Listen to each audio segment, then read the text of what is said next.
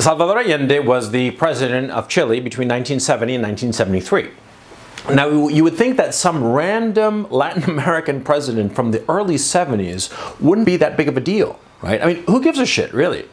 But in point of fact, Salvador Allende is something of a hero to the political left, and for a very interesting reason. You see, Salvador Allende was the first democratically elected socialist president in history. In point of fact, he was the only democratically elected socialist president in history. Now, when I talk about Allende being a socialist, I'm not talking about like the milquetoast socialism of today, the champagne socialism, the free market neoliberal socialism that we know today. Those parties have absolutely nothing to do with the socialism of the 70s. Because, of course, the socialists of today, the people who call themselves socialists today, they're all in favor of free markets. They're all in favor of neoliberal economic policies. Why? Because of the collapse of the Soviet Union. In 1989, 1990, when the Soviet Union finally died, nobody intellectually serious could continue to call themselves a socialist who was not a reformed socialist, because the rubble of the Soviet empire gave lie to the idea that socialism was the way to go. Obviously. And now the communists in China, that was even a bigger lesson. The communists in China, yeah, the Communist Party still exists in China, but they are capitalists. Everybody knows that. And the economic miracle of China, again, gives lie to the notion that socialism can provide material benefits to the people. But in 1970, this wasn't so clear. It wasn't clear at all that socialism was a recipe for disaster. So the people of Chile elected Salvador Allende, and because he was an avowed socialist who tried to implement socialist ideas in Chilean society, he's held up today as this saint/martyr. Because, of course, he was overthrown less than 3 years later by a military coup. Now, let's look at Salvador Allende a little bit more closely. From the very beginning, okay, from the very get-go, let's look at the man closely and figure out what's what. Let's figure out what is the truth and what are left-wing lies. Because the left loves to lie about Salvador Allende and paint him to be somebody that he most definitely was not. Salvador Allende won the election of 1970 for president of Chile, and that election right away had an asterisk to it.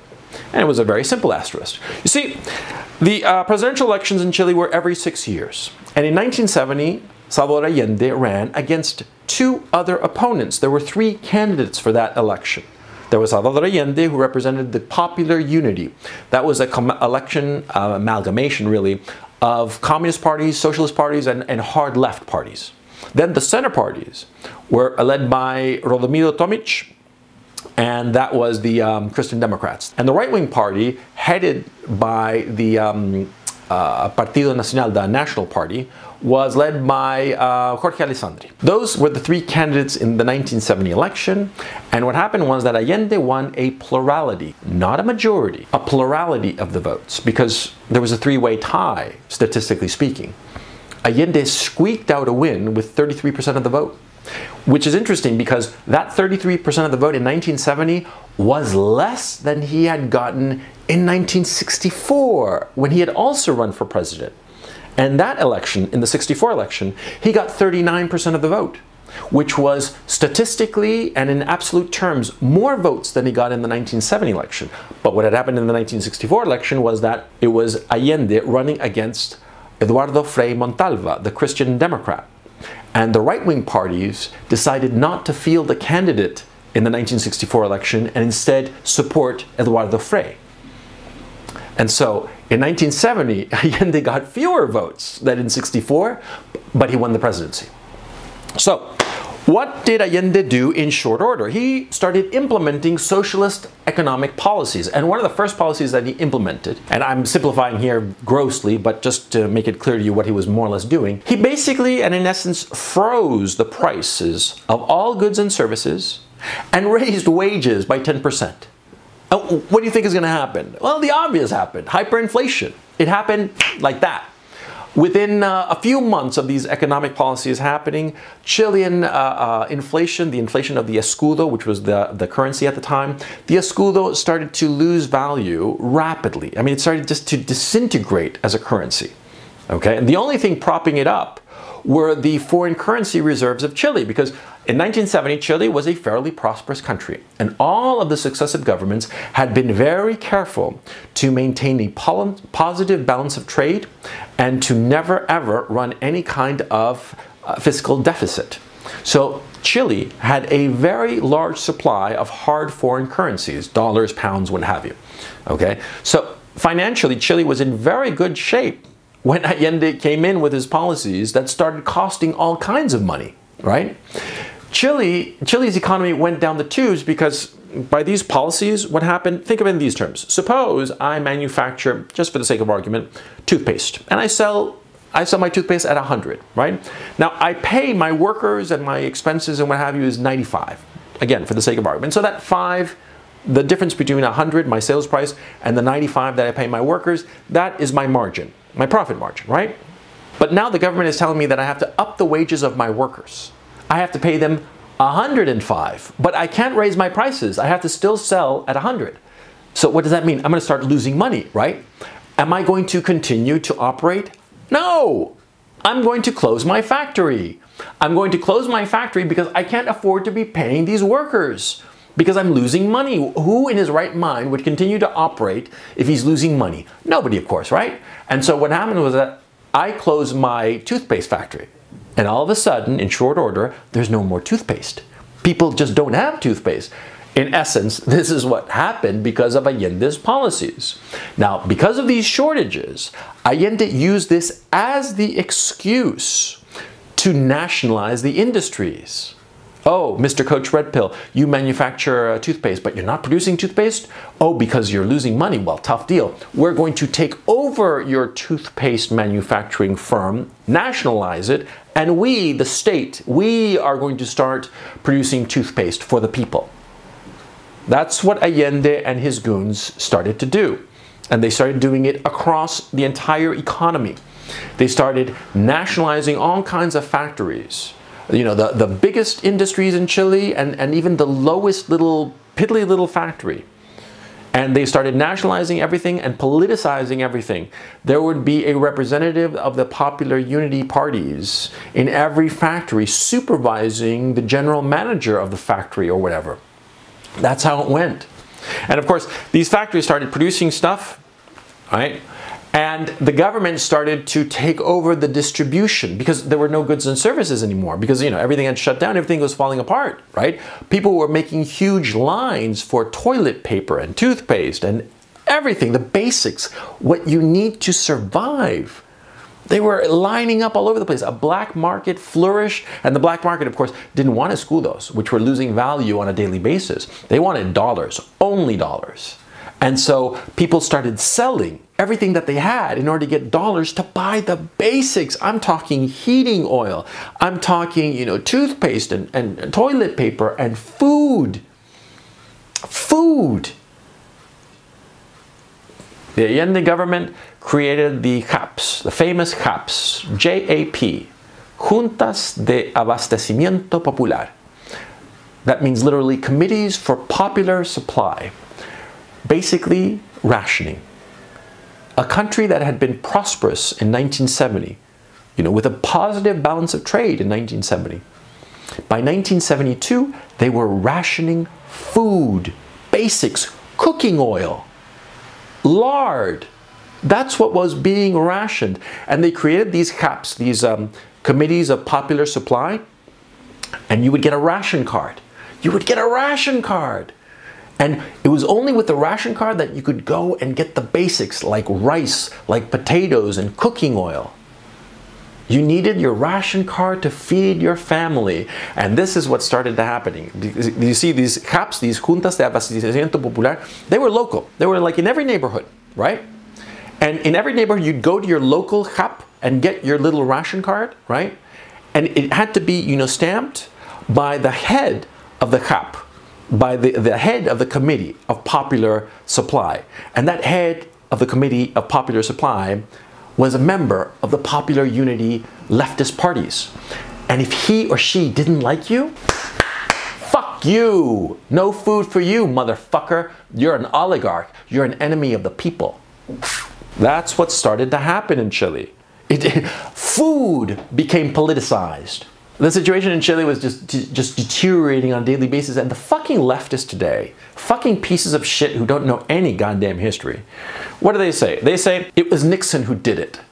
That Nixon, because it's true, Nixon had a meeting with Henry Kissinger, and after the whole Allende debacle, and he said that he wanted the Chilean economy to scream. But you have to keep in mind something very important. See, today, the world economies are completely integrated. In 1970, they were not. Chile's largest trading partner was not the United States. It was Argentina and Peru. Well, obviously, because they were right next door. The United States, oh, that was like some fantasy land. It was like way far away.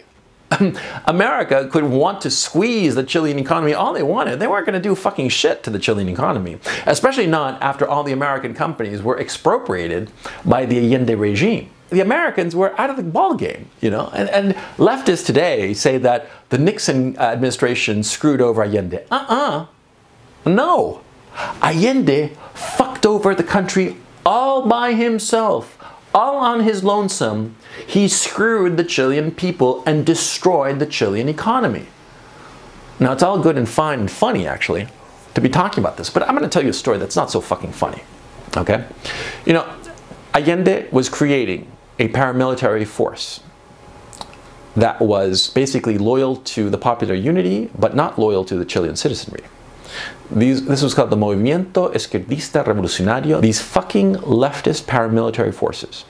Now, these people, and I'm going to tell you a horrifying story because this is true. These people, they would go to farms, okay, and they would expropriate the land in the name of the people. And they would kill the landowners and their families. Now, it's not that I heard this story, that I read it in some book, or the Pinochet government, later would spread this, propaganda. No. I heard this story from a farmer to whom it almost happened.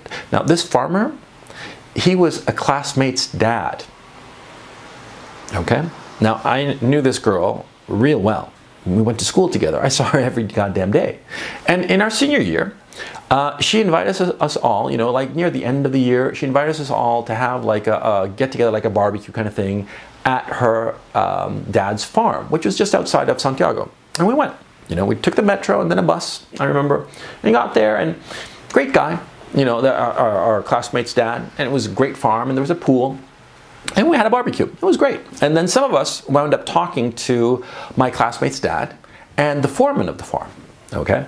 Now, this was in 1985, right? The Allende government happened between 1970 and 1973, right? So it was relatively recent history. It was only 12 years before.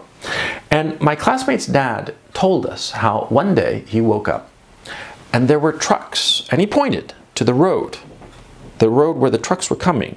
There were 3 trucks full of these leftist paramilitary forces, armed, and they were coming down that road that he pointed to the house that he pointed to, where he lived with his family, with my classmate, who was then a 5-year-old child. And these leftist paramilitary forces were hell-bent on killing him and his family, including my then 5-year-old classmate. They were there to expropriate the land in the name of the people and take it over and kill the landowner, kill his family, and establish, part of the new socialist ideal, the socialist utopia. Do you know why he was not killed? Obviously. I mean, I was talking to him in 1985. He survived, right? How did he survive? Because the foreman, who was standing right there and told us the story, it was the foreman and some other workers on the farm who worked for the landowner, my classmate's dad. They organized themselves and risked life and limb and shot up the paramilitary and drove them away. See? Well, that's what was happening in 1973 because of Allende. Now, of course, this goes to the point. If my classmate's dad had been this evil landowner who was just just a bloodsucker, do you think that the foreman would have gone out and defended him? Certainly not. Okay, if he had been this evil bastard, but he wasn't an evil bastard. He was just a regular guy. He worked the farm. He was the owner of it, but he was just worked as hard as anybody else. He was a decent guy. But to the leftist, it didn't matter. Or actually, it was even worse. Because, see, a decent landowner went against their ideology. A decent landowner, a decent capitalist, somebody who pays his workers fairly and is just a decent guy and does what he's supposed to do as a man, as a moral man, well, those are the people that the leftists targeted. They killed about 500 people during the Allende government. 500 people murdered by forces allied to the Allende regime. And the Allende regime did not denounce these people. The Allende regime was like, oh, that's they didn't say fucking shit. They were in favor of it. The Allende government wanted an armed insurrection. The Allende government wanted the popular unity to become the leading edge of the revolution, of the socialist revolution. Because ultimately you have to understand, Salvador Allende was a Leninist, and he was a Maoist who believed in total land redistribution. I mean, it was almost like you wanted to impose what became known as Pol Potism, you know? Because Pol Pot, what he did in Cambodia in 1975, that was essentially what Salvador Allende wanted to do in 1973. In August of 1973, the parliament passed by an absolute majority, almost a unanimity, a resolution asking for the military to step in and overthrow the Allende government. The Parliament of Chile asked the military to step in because the country was collapsing into chaos. In September 11, 1973, the military obliged. They stepped in, they took over the government, Allende shot himself, and that was that. It took about 18 months to pick off all of these socialist paramilitary people. In point of fact, actually, the socialist paramilitary continued with their activities of, you know, bombing high-tension towers, of shooting up banks to steal money to finance their operations. Now, this I know because I experienced it. I experienced blackouts during 1984, 11 years after the overthrow of Allende.